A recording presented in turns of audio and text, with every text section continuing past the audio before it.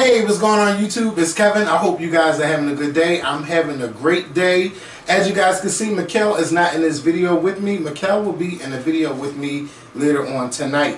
I decided to do the Surviving R. Kelly review by myself because Mikkel decided that he did not want to watch the documentary, and I didn't want to talk about the documentary, and he didn't see it. So I would rather me just, talk about what I saw by myself. But again, Mikkel will be back with me later on tonight for a new video for you guys. So over the weekend I had a chance to watch the Surviving R. Kelly documentary. I was basically tweeting with everyone on Thursday night. Now, with me tweeting and watching the documentary, I felt like I didn't learn nothing because I was so busy tweeting and replying to text messages while it was on in the background, and I just I have to watch this again. Now let's keep in mind, I'm not going to really get into episode 6 of this docuseries. It's basically going to be 1 through 5, and I'm not going to be long. I'm not going to be all day. It might be over the place. I'm going to try to keep it together because I took notes. I have 4 pages of notes, and I need to get this shit together. Hold up, because I done mixed them around. I don't know what I had on top. Hold up, okay, alright, bam, bam, okay, hold on, I messed up. Okay, here we go, bam, bam, okay, alright. Now I got it together. If you're watching me for the first time, or watching this channel for the first time, please subscribe. To everyone watching, please click the like button. And for all those who watched the Surviving R. Kelly documentary, or if you didn't watch the documentary but you're going around watching reviews, please leave your comment down below in the comment section. I can't wait to read the comment section because I know a lot of people watched it and a lot of people have their opinions on this documentary. Now, first, let's get this out the way. The only thing I did not like about the documentary was the whole Aaliyah section. Mainly with the girl Javante Cunningham, just explaining she saw Aaliyah having sex and stuff like that. I just felt like if you were her friend, you should have got permission from her family to talk about that. Now I know a lot of people didn't agree with me, and a lot of people did agree with me, but that was just my opinion. Talking about everything else, I was okay with, but just saying yes, he did this. And then you had Aaliyah's mom saying she don't know the girl. But then again, she said that they would sneak Aaliyah off and stuff like that. And then when you seen that Aaliyah had got married to R. Kelly, it was just girl, well, where were y'all? What was going on? So, yeah, I just had to get that part out the way. So the documentary, part 1, it starts off with everyone, the brothers talking, R. Kelly's brothers talking about how they grew up, how they came from a musical family, how their mom was, a gospel singer in church, and, she was their inspiration. And then we found out, I'm going through this kind of fast, I'm going through my notes. We found out that they really didn't have a hard upbringing, but, they had difficulties and stuff like that. R. Kelly grew up, didn't know, is still in his adult life. He still struggles with reading and writing, and his brother Bruce, who I despise, was telling the story about how R. Kelly was in the bathroom crying because he couldn't read, and he was teased and things like that. And then we found out that as children, R. Kelly was molested between the ages of 7 to 14, and his younger brother Carrie, he was molested around 6, and he tried to confide in his brother that he was being molested, and R. Kelly did not believe him. But I hear that there's a whole backstory to this. My nephews was telling me that the brother Carrie has an interview, but I said I don't want to watch the interview because I don't want that to fog up my thoughts of this documentary. I want to talk about specifically what was told on this documentary, or docuseries. I'm going to say documentary. What was told. So then we meet the school teacher, and she was talking about how gifted R. Kelly was and how sexualized his songs were, and she really wanted him to tone it down. And then we meet a girl named Javante Cunningham, who was 14, and she was a background singer and things like that. Basically, She told a lot of what she saw. We don't know anything, if anything ever happened to her. And she did not share that with us, so I'm assuming that nothing happened to her because she did not share anything of that nature of someone doing anything to her that was inappropriate. But what she was saying was that, you know, she met R. Kelly at 14. She was singing background vocals for him. There was a time when R. Kelly would meet up at McDonald's in Hyde Park and meet up with young girls, and she would be one of the girls that would recruit young girls for R. Kelly to meet with.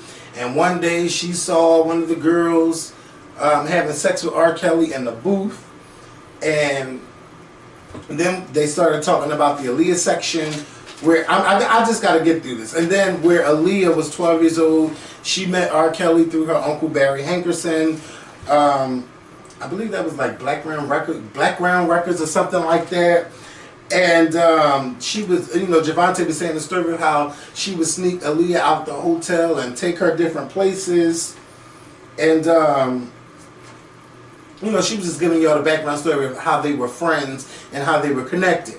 So then we see on the screen this manager named Demetrius Smith, another person I despise. He was complicit with everything that R. Kelly was doing, and then wanting to tell his story. What made me mad, and I just have to say this, a lot of the people knew what the fuck was going on, and nobody did nothing to stop it. Everybody was around for the ride because their pockets were getting full with money. So he was talking about how he thought something was going on with Aaliyah, but he had to ask R. Kelly, and R. Kelly told him, hell no, I ain't doing nothing like that. And then we found out later on what he found out, and I'm going to tell y'all. So, you know, they doing their little talk about Aaliyah and R. Kelly and Big Les. I haven't seen Big Les in a long time, but she looks good, and she still looks young. And she was just talking about how she went there and asked the question, and how Aaliyah was saying that they were best friends and stuff like that on the couch. And then we found out from Javante that R. Kelly was having sex with Aaliyah on the tour bus. She really didn't say like what age it was or anything like that, but whatever the age was, Aaliyah was still underage and it was still wrong. And basically nobody did nothing, or nobody said nothing. We didn't find this out until this documentary about what happened on the tour bus. I've never heard anything like that. The only thing that I've ever known about Aaliyah and R. Kelly is about how he married her and how the marriage license was forged. And you know, as kids, you would hear all kinds of rumors and stuff. There's a bunch of rumors, but this one was actually true. You know, we could talk about all the black market rumors as children that you would hear. And some of it actually turned out to be true and some weren't true. But this was something that was true. And now we found out the backstory through Demetrius Smith, who was saying how he had forged the documents for Aaliyah and R. Kelly to get married, how he was there when they got married. I was trying to find out what was so funny about this situation. Because he's sitting there talking and laughing like, yeah, bitch, this is not funny. This is a grown-ass man marrying a child, and you went along with on the ride for it. You know, they talk about how MTV News had found the documents and stuff, and they published the documents, and then like maybe like a year or so later, the whole marriage thing was annulled, and then we seen that Aaliyah's family took $100 payment to not say anything about this. I'm just hoping that that part was not true. $100 for your silence. You know, it just makes you wonder like what was really going on. If Aaliyah's parents weren't there, then I'm assuming that her uncle was there. And what did the uncle know? And who was really like it really all just sounds fucked up right now with the whole Aaliyah situation with R. Kelly, and it's very embarrassing. And I don't think the family want to discuss what they knew and when they knew, because then we will probably look at them and say, you guys were complicit in this too. Why didn't you guys speak out against R. Kelly when your daughter, who was 15 at the time, married R. Kelly? Why didn't y'all say anything? $100? $100, I don't even believe that. I really don't believe that. Not in the 90s. You're not just giving somebody $100 and they're shutting up. $100 wasn't even like, come on. I don't believe that part. I'm finding that part hard to believe, but it was still like so shocking. Like, it's just nasty. It's nasty. So, you know, that was basically the end of part 1. At the end of part 1, we met a girl named Lisette Martinez, and she was talking about how she was at the mall and she met R. Kelly. And a pattern that I'm noticing is a lot of these young girls, they could sing or they was looking for a career, and you know, R. Kelly really used that, his power, against these young women. So with Lisette, she was just saying how, you know, she would have sex with R. Kelly, meet up with R. Kelly. She talked about how she got pregnant and she told R. Kelly she was pregnant and she lost a child. And, you know, I can never look at the song "You Are Not Alone Again" the same, because at this part, this is where she talked about how "You Are Not Alone" was written about her. And, you know, that was my song. I believe that was like 1995. You and I, that was my song. I can never look at that song the same again, knowing that this is about a song that R. Kelly impregnated and she lost a child. It's just, this is just shocking. We found out, you know, that R. Kelly, like, basically we're not finding out, but R. Kelly is a very sexual person, and we loved R. Kelly music. Let's not say that we didn't like it. We loved his music, but a lot of the things that he was doing, he put it in the song. And even one of the titles of the episode was "Hiding in Plain Sight," and that was a lot of what R. Kelly was doing, hiding in plain sight, and we had no idea that he was doing these things. And, you know, they were talking about how, why wasn't this big news when R. Kelly married Aaliyah? He was 27, she was 15. Why wasn't this big news at the time? And the main thing was that people don't care about young black girls. That's why it wasn't a big thing. And it's believable. It's very believable. It's true. Because this was a young white girl. We would hear all about this. You know, it's just sad. So then let me tell y'all something. So we get to episode 2. This is where I have in my notes, Bruce Kelly, trash. That motherfucker is trash. Whatever he's in jail for, he needs to be there for life. I don't give a fuck what it was. He just needs to be just locked up, because he's not a person that needs to be walking the streets. His mindset is so fucked up. And what fucked me up, because in the beginning of the episode 2, he's talking about, I like older women. R. Kelly like younger women. It's a fucking preference. You know, it's not that bad. It's not that bad. It's a preference. No. It's not bad that you like young girls. But you need to like young girls who are adults. I could see if a girl was like 20, 21. But when you are 30 something and you're messing with teenage girls, and when I say teenage girls, I'm talking like 13 to 15, you have a fucking problem and you are sick. And we know that a lot of older people like to date younger people because they like power and they like to control them. And when you're young, you could be blinded by so many things. Oh, he bought me this, he bought me that, he gave me this, he gave me that. It's so much in that when you're young, your mind is not even fully developed. You think that, oh, this person loves me and he does this, so I'm going to do this. It's just all fucked up. And R. Kelly had a way with brainwashing all of these young women. I don't care how old they were. He brainwashed a lot of these women. And that's just sick. And I was done with Bruce when he said that. And I'm glad that it took a while before we saw his ass again on the episodes. So we heard about Lisette passing out. She was drunk, and you know, she got drunk for the first time at that young age, and she lost her virginity to R. Kelly. Oh my God, that's so horrible when you lose your virginity to somebody because you were drunk and passed out. That's not how you want to lose your virginity to anybody. But that's how she lost her virginity. And she was just saying how she felt like a sexual object. And she also said that it was time for her to leave R. Kelly once she became paralyzed. And I don't know what it was from or don't remember, but I think it had to be from abuse, physical abuse. I know she talked about him slapping her, but he only paid her mom $1,000 for her silence. $1,000. And we're talking about one of the world's biggest superstars, and he only paying you off $1,000. So this is when we meet Andrea Kelly. Oh, I'm just sick talking about this stuff. We meet Andrea Kelly. Andrea Kelly is his wife. The only wife we know of R. Kelly. She married R. Kelly. In the beginning, she was just saying how basically everything was sunshine and rainbows. He had his issues. She had her issues. But she really wanted to work with Rob to help him with his issues. So she was saying like, oh, the walls was down. She said, bitch, I got it in my notes. The walls was down to the studs.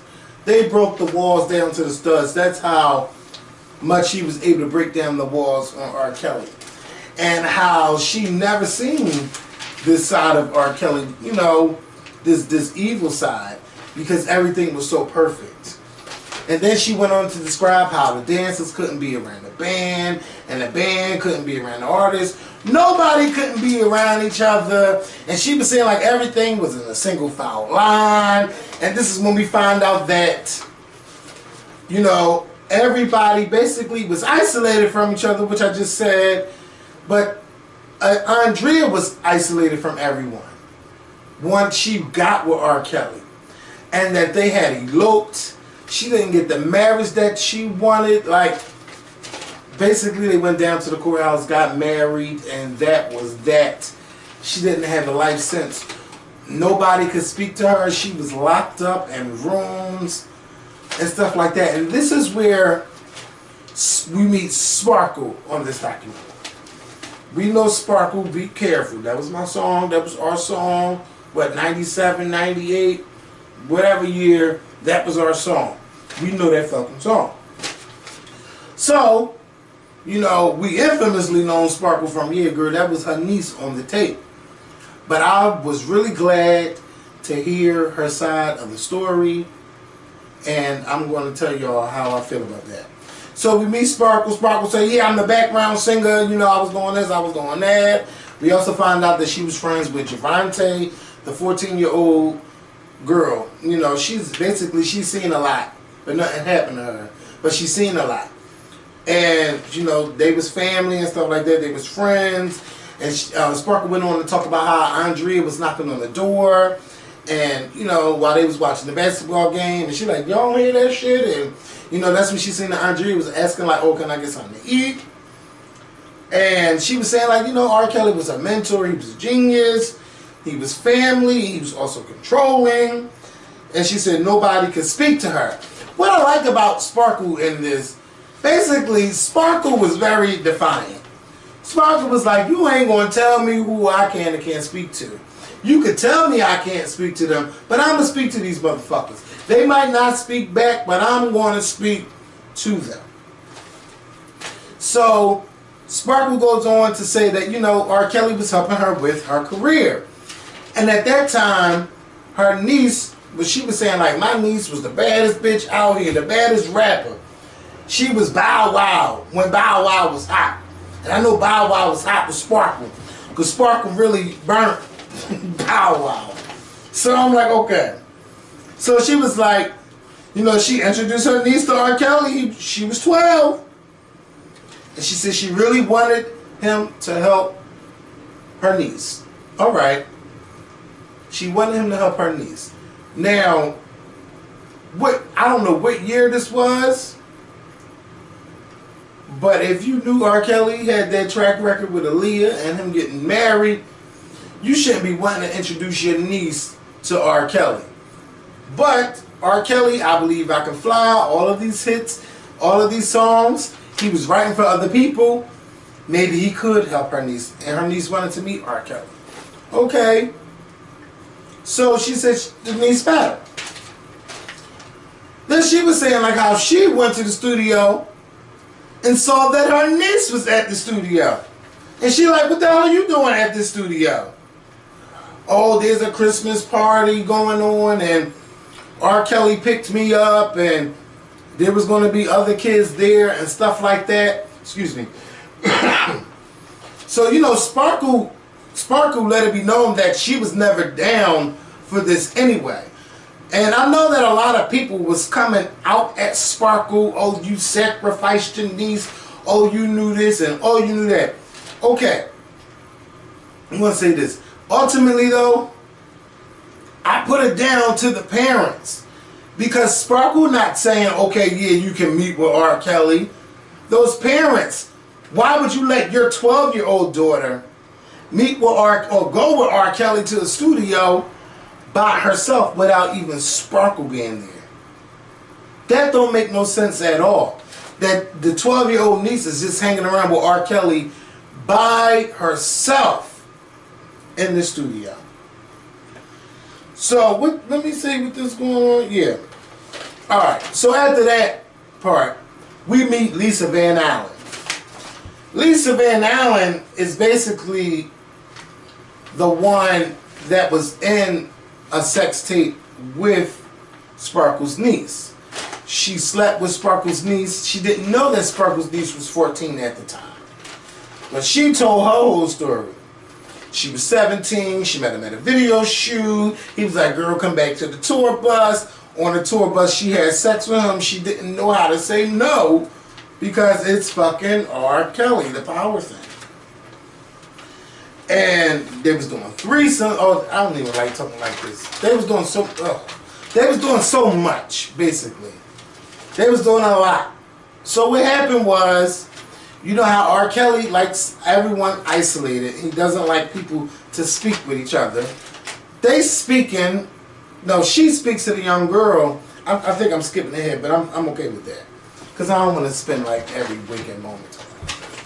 So she was like, she talked to the girl and she found out that the girl, she said, yeah, I'm about to be 16, so that means the girl was 15. So at the time they was doing this stuff with R. Kelly on tape, R. Kelly would tape them. R. Kelly liked to tape people. She was 14 at the time.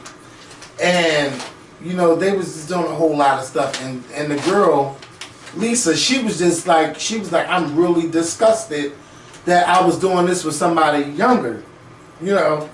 So she went on to describe how, let me go. So she went on to describe how she was crying on videotape and how R. Kelly was upset with her, not because she was crying, but because she was fucking up the video, because she was crying and he couldn't go back and watch these videos when I guess whenever he wanted to satisfy or relieve himself. So she said that there was a time when R. Kelly was together, she went in the bags and she took one of the tapes and she gave the tape to somebody else. Oh my God. Once she gave that tape to somebody else, this person began to make copies of this video. She said that, yeah, she befriended the artist she gave the tape to. She wanted the tapes back. This person made copies. They had took a lie detector test. She passed. He didn't pass. He paid for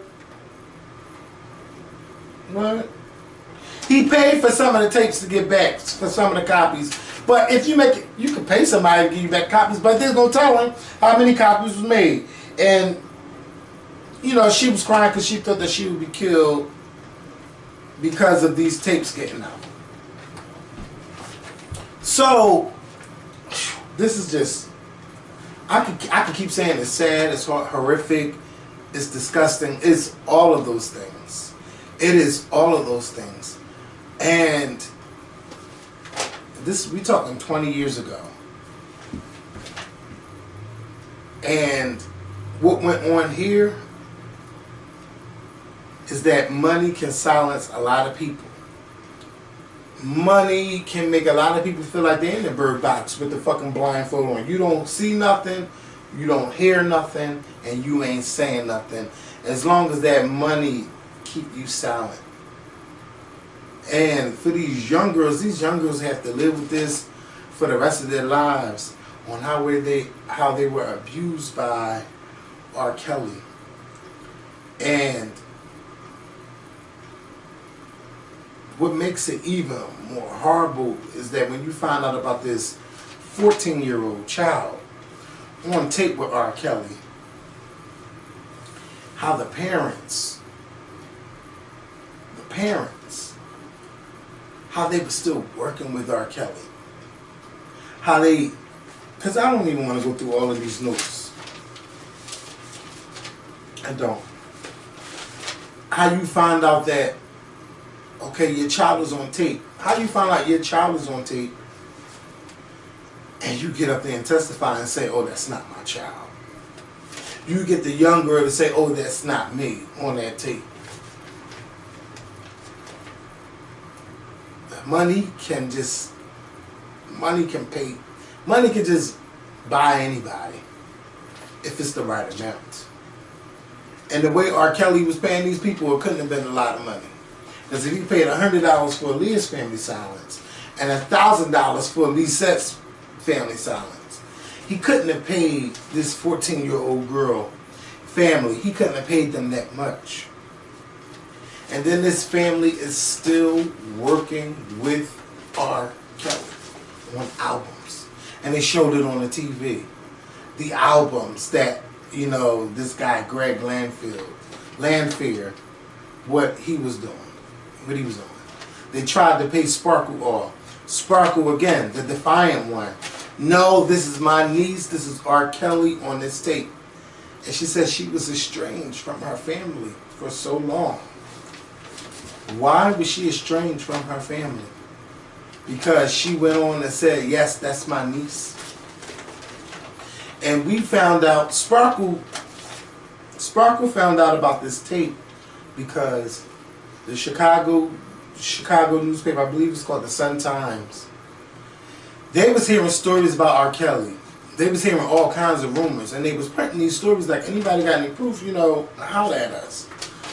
And they got a videotape, and then they got a fax with who the person is on this tape. They call Sparkle. Sparkle come up to the newspaper, and that's her niece on that tape. You know, they contacted the police. So many years go by. You know, R. Kelly also was arrested for child pornography images that he had on his camera. But because they were illegally seized, there was nothing that the Florida police could do to sue R. lock him up. So every time you get close to R. Kelly or get close to arresting him, he either gets off or you can't, it was something illegal that the police department did, or, you know, these girls are of age, so it's nothing that you can do. And basically, he's just become like, oh, you can't catch me. It's catch me if you can, and no one has been able to catch R. Kelly. But where you can catch R. Kelly is in his pocketbooks. You can catch him by getting his shows canceled. You can catch him by muting him on the radio, muting his music videos from being played, muting him from not being able to stream his music. That's how you fuck with his pockets. And you know, I'm one of the people, I really feel bad for Sparkle because her career suffered because she was the one that was willing to say R. Kelly did this to my niece, and how the family was saying that that wasn't their niece. And then everyone keeps saying, oh, I don't know why, I don't know what happened. It's point blank. R. Kelly paid this family off to shut the fuck up.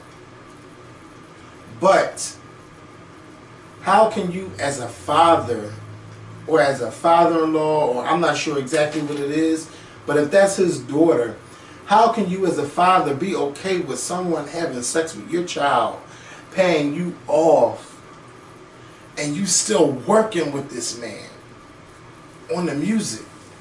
You still working on his music. You ain't shit. You are trash right along with this brother of R. Kelly named Bruce. You are trash. You are trash. So I really feel sorry for Sparkle. But you know what I also say? Sparkle also knew R. Kelly wasn't shit. She knew this man wasn't shit. That's why you wanted to protect your niece.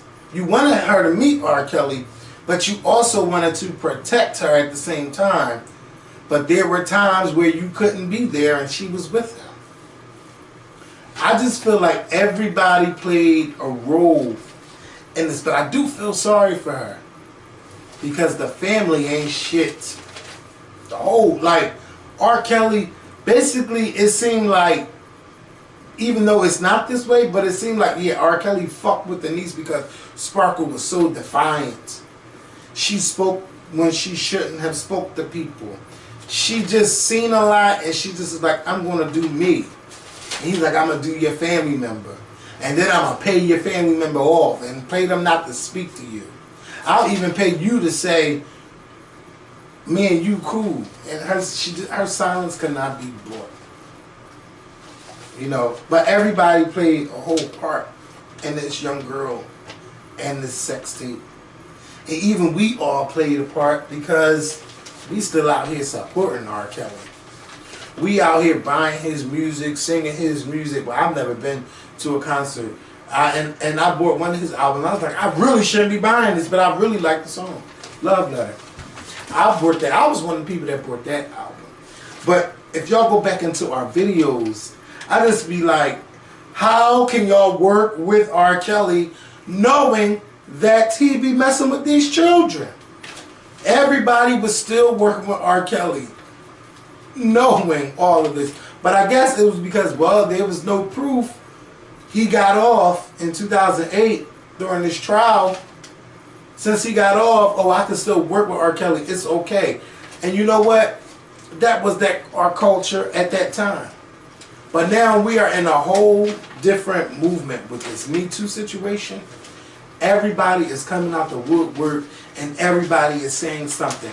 And right now it might seem like, oh, R. Kelly is being the one who's being crucified, but R. Kelly will not be the only one. There will probably be a surviving Harvey Weinstein, surviving Bill Cosby, surviving everybody, all of these people. And I'm glad that people are using their voice to speak up because they're tired of carrying that on their back and they're tired of not being believed. This industry, a lot of people want this industry. They want the money, they want the fame. They want so much that go along in this industry. And they're willing to do anything. And they're willing to sacrifice their bodies and all of that for fame. But I'm glad that there were people who said no. And because they said no, they had to sacrifice their work in this industry because they said no. Because they wouldn't suck someone's dick. Because they wouldn't fuck somebody. Because they wouldn't have sex with another woman. You know, or they went along with it because they had to sacrifice themselves because this is what they really wanted to do. And because this is what they really wanted to do, they had to do that stuff. And no one should have to do that to be in any type of industry. That shouldn't happen to anybody. So Sparkle's career suffered. We ain't hear her, we ain't seen from her again. Like, I ain't meet Sparkle until like, this is when I was like hanging around Tamar and Sparkle was there. And then I was like, oh, so Sparkle was on tour with Tony Braxton at one time. Or in Vegas with Tony Braxton. I guess that's how they became cool. But from when I remember meeting her, she was cool. I never talked to her about no R. Kelly stuff. I never talked to her about that stuff. But I remember her being a nice lady. You know, that's all I know. But I'm glad that she was defiant, and I'm glad that she wasn't bought by R. Kelly or his people. And then it's just, you hear more stories of Andrea Kelly. I feel like, okay, she might not have known stuff. Oh, but bitch, you knew a lot of stuff that was going on. Let's not act like, okay, I'm trapped in the closet, and you don't know nothing at all. You don't know that R. Kelly is fucking all of these girls. You just don't know, absolutely know nothing. You don't know nothing. I don't believe that. I don't believe that. But I do believe that she was trapped. But I do believe that there was also a way for her to get out of that situation. She kept having kids with him. At least she got 5 kids with R. Kelly. There's a way to get out. I believe there's a way for everybody to get out of a situation. You can't just get out right away. Even though we all say, get out. If that was me. But you know what? Until them shoes are on your feet, you don't know what you would do. You really don't know. You can think that's what you're going to do. But you also got to think ahead. Well, where I'm going to go. What I'm going to do. How I'm going to support my children. But that don't mean you have to stay in that situation. You know, she chose to stay in that situation with R. Kelly. To me, you had many ways and plenty of opportunities to get out. Once you found out, when you said you fainted, when you found out about these sex tapes and everything, it been time to go. He whisking you away to different cities, and you, first of all, can't nobody lock me up. I don't give a fuck. You gonna have to kill me, cause ain't nobody locking me up. You're gonna have to kill me. You're gonna have to kill me. And I know what I would do. I'm going to have to die then. Because I just can't be in that situation. But I feel like she knew a lot of stuff. But she pacified herself. She did one of those. That's what I think she did. That's what I think she did. You know, but when we got to know her on Hollywood Exes and stuff, she's a beautiful spirit. She's a beautiful person. But I just feel like, girl, you know more than what you are saying. You know more. And yes, R. Kelly had help. All of those people that was around R. Kelly, they all trash. They're all complicit. They all need to be arrested. I wish they all could be arrested. Because y'all sat around and y'all said nothing. And y'all worked with this man for years. No, he was fucking all of these teenagers. Y'all probably was in on it too. Y'all probably was fucking some of the teenagers. But like, I just don't get like, all right, I'm gonna take R. Kelly down. Put yourself down too. Apologize to these people's families for what they went through and how you helped R. Kelly. Shit not funny. That man laughing, yeah, I was even R. Kelly got married to Aaliyah and thought it was funny. The former employee, you're a piece of trash too. You the one that didn't want to get on camera and show your face, you're trash. The parents. I feel like the parents were in on this too. Because y'all thought that, okay, my daughter gonna work with R. Kelly.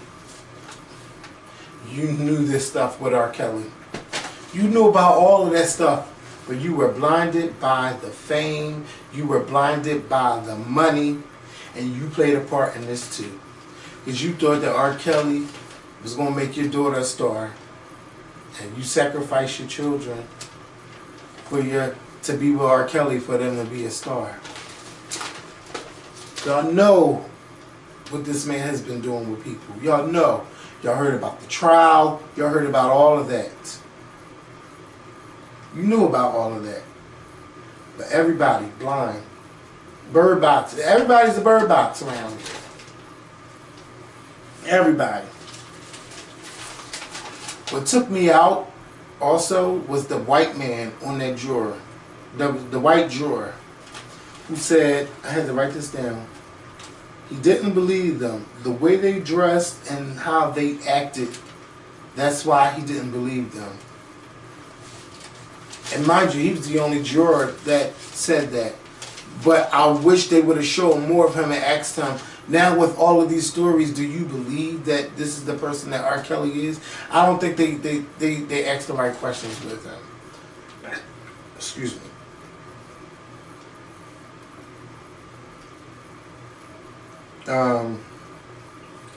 So then we meet Geronda Pace, who was 14 years old at the trial, skipping school to go to the R. Kelly trial. Where were the truant officers? Because let me tell you something. When I was 14, if I was late for school, you know who was pulling my ass over? The fucking cops. Why are you late for school? You know what time it is? 9 o'clock. What's your name? Where you live? Give me your ID. Where were the truant officers at the fucking courthouses? At the courthouse. Where were they? She said she was there all the time supporting R. Kelly. How was this young girl able to have conversations with R. Kelly? Was she fast? Yes. Yes.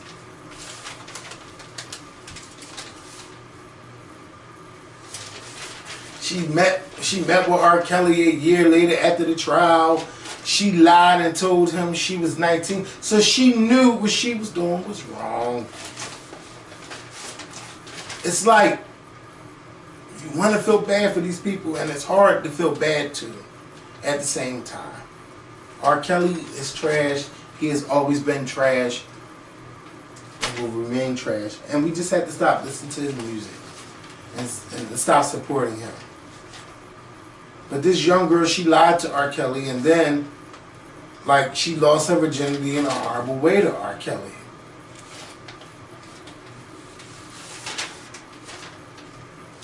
And then the girls, the young girls, I just felt bad for the parents because all they want is contact with their children. This is where we see, like, the real monster side of R. Kelly in episodes 5 and 6.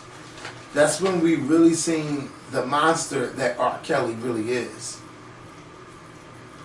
And I think it really upsets me because I wouldn't want this for my nieces. Somebody to take advantage of them, someone to abuse them, like physically, verbally. I wouldn't even want that done. And if it's anything that I can do as an adult, I'm going to be the one that step up and say something. One thing I don't play around with is domestic violence. Because I seen it as a child, not with my mom, but I seen it with my sister. As a child, there was nothing I could do. But I had a brother and a sister who took care of it. And only one time in my life I ever had to confront someone. And someone was like really like abusing my niece. And I said, let this be the last time. I was ready to get out the car and fight. They wouldn't let me. But I don't play those games at all. I don't play those games. We're not going to play that abuse games. I ain't see that go on with my mom. I ain't going to let it, as an adult, I'm not going to let that go on with anybody in my family. And I feel like the McClarys, they're going to kill R. Kelly if they can. The Savages, I don't know. But I really feel like the band Angelo, I really feel like if he could just put a hurt in R. Kelly and kill him, they will. So R. Kelly needs to be careful. But that was just like a whole adventure, watching the girl Dominique go back with her mom and get away from R. Kelly.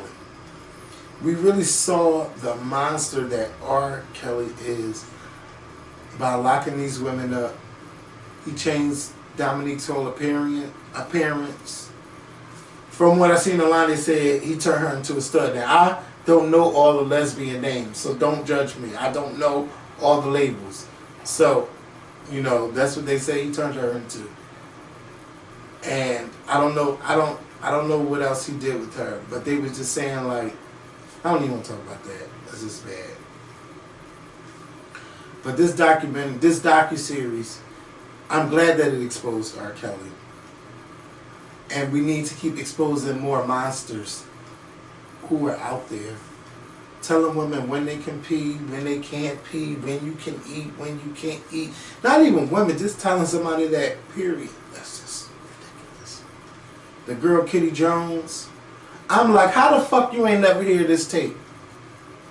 You ain't never see the tape. What? Even you at 31 or 33, you knew all of this shit was going on. But again, Bird Box, oh, it's going to be different. He ain't going to do that with me. I don't believe that stuff. It ain't true. He loved me and I loved him. Come on. All of these stories, and you think that you're going to change somebody or it's going to be different with you? R. Kelly's going to be like this forever. He's 52 years old. He's never going to change. And as long as he meet women who are weak-minded and he can take advantage of them, he will. And what really fucks me up is that girl that was on that tape, she is still in his life. Or at the time where Kitty talked about the tape, she's still in his life.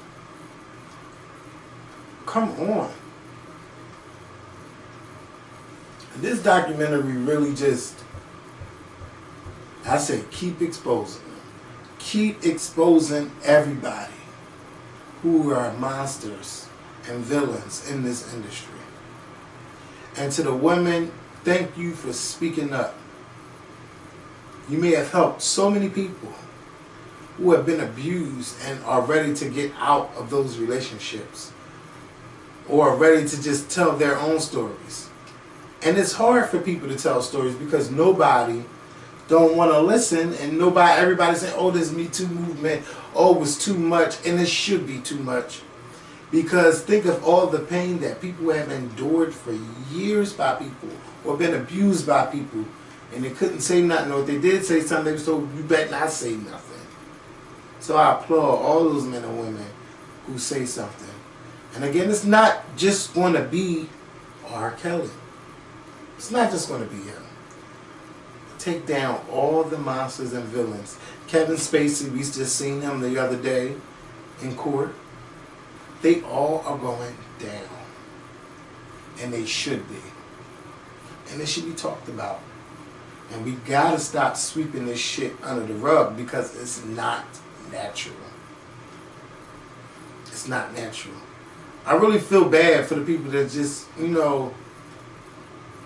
don't know their own will, their own power, their own strength to get out of those relationships.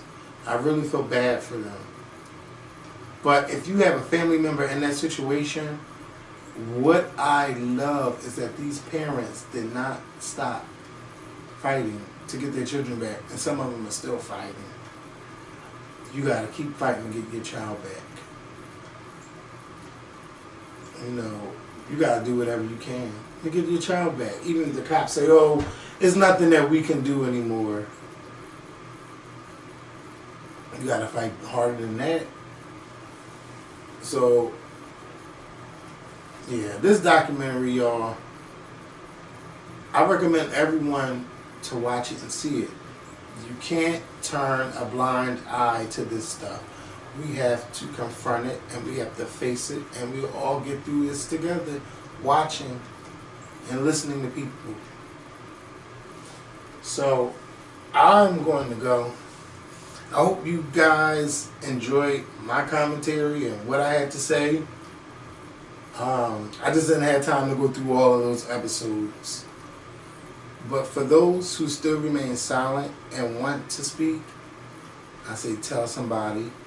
And if that person don't believe you, you keep telling people until you are believed. Now, some people are like, well, what is the end result from this? I don't know. Will R. Kelly ever go to jail? I don't know. Maybe he has a victim or a new victim or recent victim that hasn't come forward that can tell their story. It happened with Bill Cosby. It was almost, a couple days before the filing could end, and they got Bill Cosby. You just never know. But I hope that these victims can get justice for what happened to them. I really hope they do. And I'm tired of talking because I don't like the place that I'm sitting in just talking about this stuff. It had to be discussed. A lot of people were saying you have to talk about it. And even though I didn't want to do it, I'm glad that, I won't even say I forced myself to watch it. I'm just glad that I watched it. And I want to say thank you to the person who created this documentary. And thank you to John Legend for speaking, being the only male artist to speak out against R. Kelly. You are brave to do it. And fuck everybody else who looks down on John Legend for speaking out. And I also want to say thank you to the therapist who spoke out on this documentary, because it was, and then it were like physicians of color. That was really good to see. And I'm just glad that my mindset has changed so much from maybe like 7-8 years ago. Even going back to when we used to talk about Bishop Eddie Long, and my thought process was just totally different. That's why I say like some people can grow. And a lot of people like to pull up old tweets and old, like, people really can change. People's thought process can really change by being educated on the things that they were ignorant to. So, if you go back and look at my old videos and stuff, you will see that those were 100% my opinions. But a lot of that has changed. So, I say keep speaking out. And that's all I can say. I don't know what else to say. This is not a happy video. But later on tonight, hopefully Mikkel and I can make you guys smile. Or that video just might be up tomorrow, because I really want you guys to watch this video today. I'll talk to you later.